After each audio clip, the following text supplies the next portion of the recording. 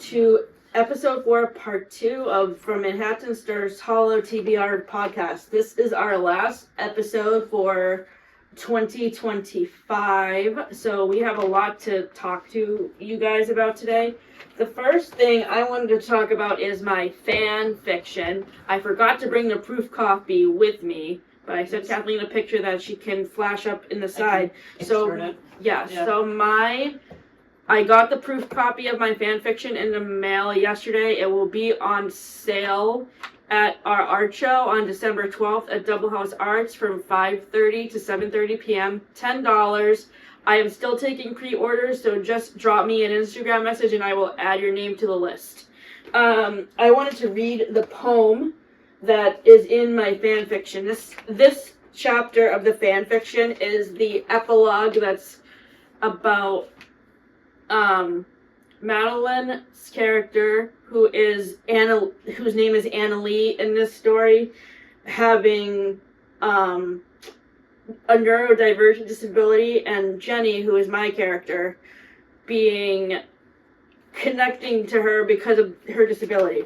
So the song goes like this, and I will actually be singing this because my neighbor upstairs, Nathan, has put it to music. So I will be singing this at an open mic night on Tuesday at 8 p.m. at the Equality Community Center on Casco Street. But by the time this video is posted, that will already have happened, and I will talk about that in the video on December 7th that Matt and I make.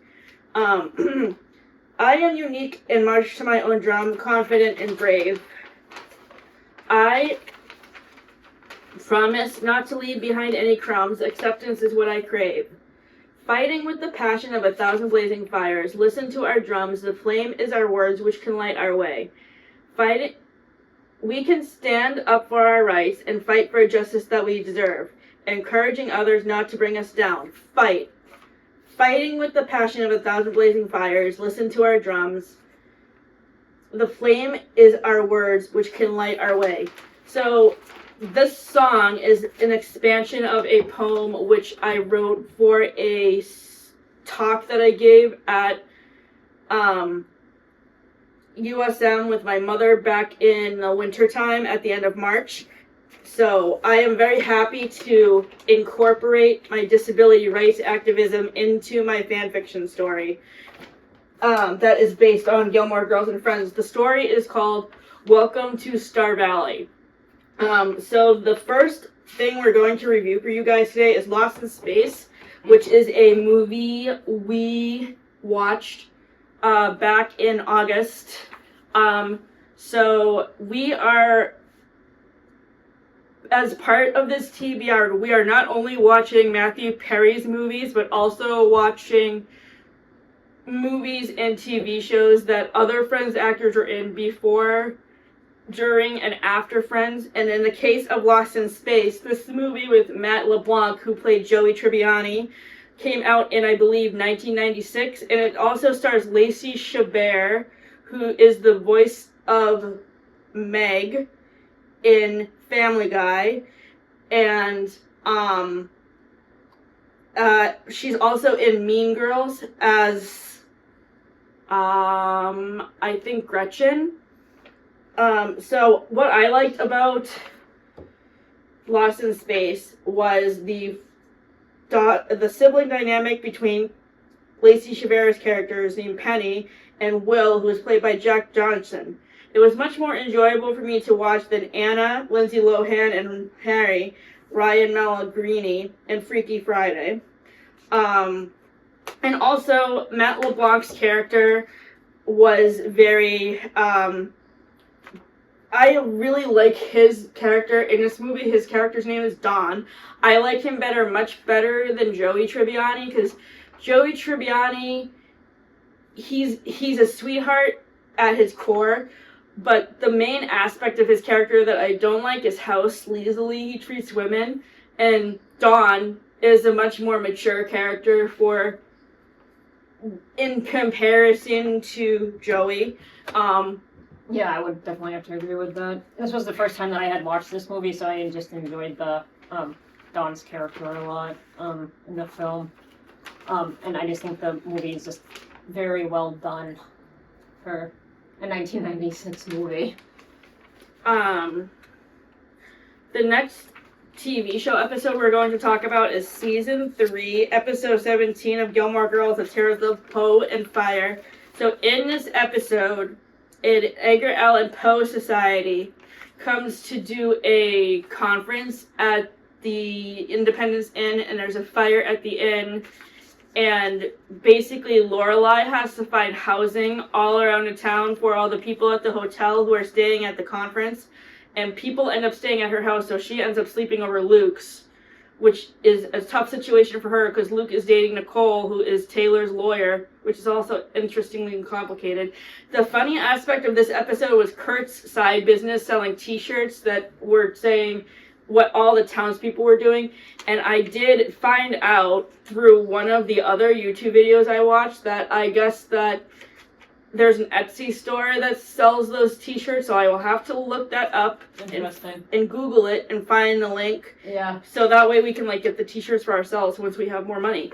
So yeah, as a poetry nerd myself, I really loved how this episode focused on Edgar Allan Poe Society, and as I was just saying, I also liked Kurt's side business selling t-shirts. What did you like about this episode, Kathleen? I enjoyed the side business that Kirk had with the t-shirts as well, and just like the creations that he came up with. I feel like they were super creative. And I mean, I think this episode's kind of a little bit sad because of the fire at the inn and how Lorelai has to deal with it, with helping put up the people for the night in different various locations. Yeah, but I think overall it's a well done episode.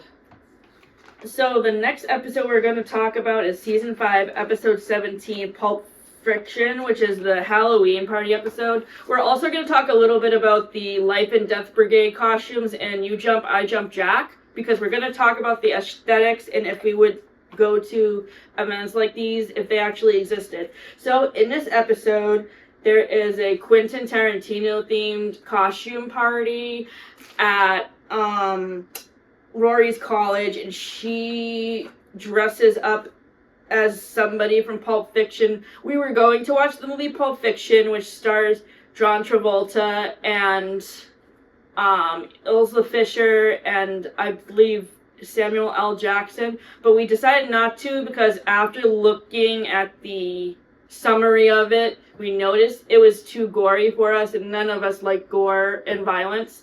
But with this episode, we really liked the costumes, and Rory's costume was probably my favorite. She goes to the party with Robert, who I like as a character. He comes off to me as neurodivergent because I noticed he was a little bit socially awkward, kind of like Kirk can be. Yeah. Also. And circling back to the first Life and Death Brigade episode that we watched earlier this year when they had the I think it was a medieval costume party where they were like jumping off the water tower with the umbrellas.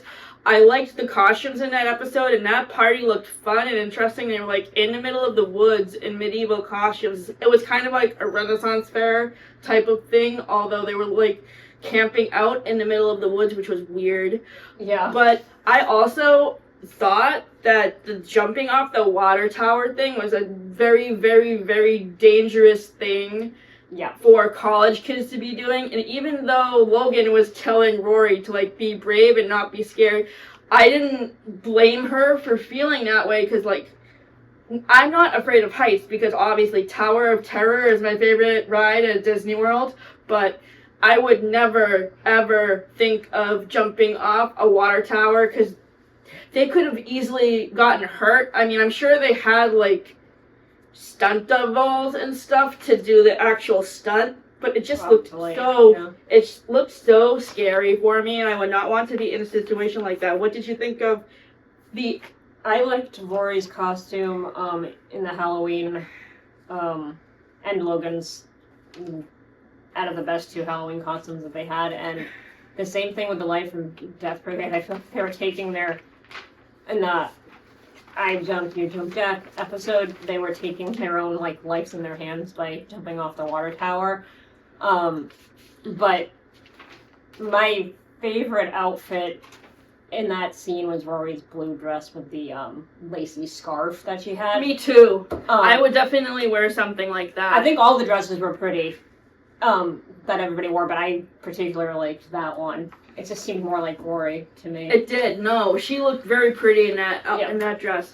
So for the next thing in this video, we're going to talk about book reviews for Intermezzo and the